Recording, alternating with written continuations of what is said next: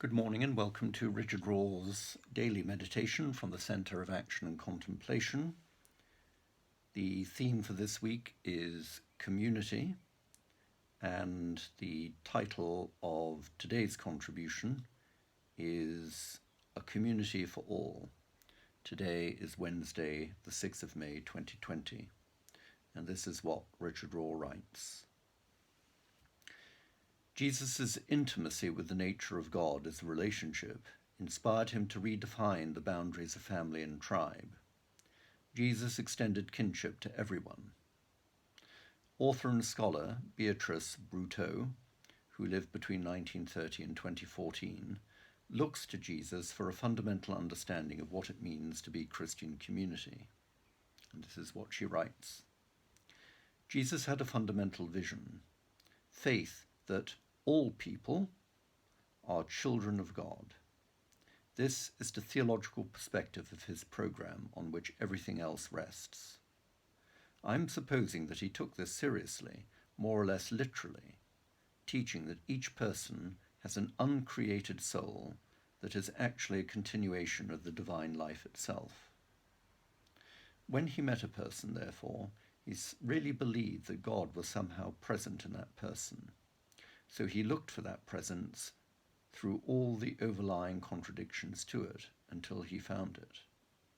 Then he addressed himself to that point in the person. As the Hindus also say, the divine in him saluted the divine in the other. When anyone does that, it tends to awaken the divine in the other, who is thus invited to speak from that place in return. Richard Raw interjects, notice the mutuality. It begins with one person's generous gaze, which is then returned in kind. Beatrice Brutto continues, this is the sort of thing we will need to accustom ourselves to doing if we are to succeed in developing further levels of Jesus' program. One of the images of Jesus' friendship community, in which there are no lords or servants, was the family and the extended kinship network. There are no sexual, racial, or historical barriers to membership of this family. Its intention is to include everyone. But this does not mean that it has no structure, no principles, no operating dynamic. It has these with great clarity, especially since they are all simple and even obvious once the basic principle of social and personal equality has been seen and accepted. Once you see the basic truth, he might insist, that we are all God's children and therefore absolutely equal, the rest of it is just common sense. You don't need a divine teacher to spell it out for you, much less to set up a new battery of regulations and sanctions. You can make all the deductions and applications yourself, and you will live by them because you see the truth and genuinely want to live that way.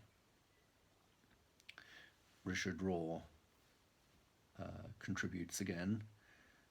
I believe most Christians have good intentions to follow Jesus' example, but they are quickly overrun by the me-first norms of mainstream culture.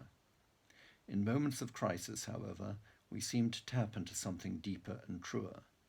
We remember our kinship with one another. In the first weeks of the pandemic, I heard media reports of hoarding and price gouging, but I have heard far more stories of generosity, courage, compassion, and sacrifice for the sake of others. We do not all have the same gifts, but many seem to be giving their very best. Here ends the meditation for the day, and can I encourage you to access the website of the Centre for Action and Contemplation and to register, because if you do, these meditations will be sent you automatically every day to your email inbox. And even though you may be listening to the meditations on this video every day, it will be helpful, I think, to actually have access to the meditations yourself.